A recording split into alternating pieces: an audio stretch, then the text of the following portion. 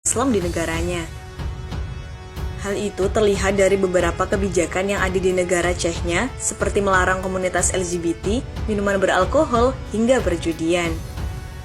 Sejak Ramzan menjabat sebagai Presiden Chechnya, ia membangun lebih banyak madrasah atau sekolah-sekolah Islam yang dapat mendidik anak-anak Chechnya menjadi tahfidz Quran. Presiden Chechnya ini dikenal juga sebagai sosok yang sangat menjaga nilai Islam kepada keluarganya.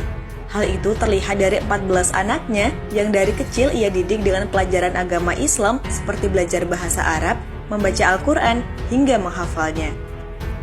Lam yalid ولم يلد walam yulad ولم يولد walam yakul lahu ولم يكن له kufuwan ahad. كفوا أحد بسم الله الرحمن الرحيم ألم تر كيف فعل ربك بأصحاب الفيل. Ramzan Ahmadovic Kadyrov juga dikenal sebagai pemimpin yang menyukai nasyid yang berlafazkan bahasa Arab. Sahabat pasti pernah mendengar nasyid ini. قلبي قرآن واسق حياتي قرآن.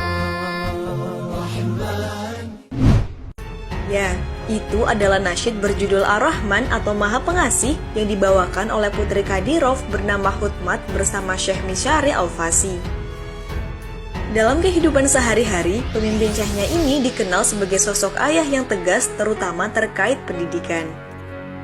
Namun, ada hal yang cukup mengejutkan, Kadyrov tidak memberikan fasilitas mewah kepada anak-anaknya saat menjalani pendidikan di sekolah.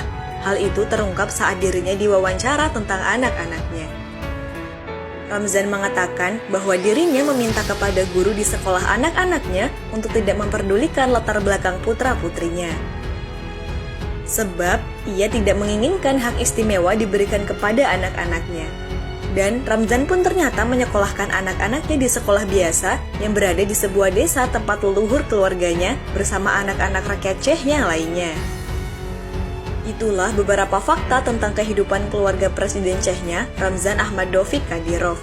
Semoga Allah jaga beliau dari berbagai fitnah. Amin ya rabbal alamin. Wassalamualaikum warahmatullahi wabarakatuh.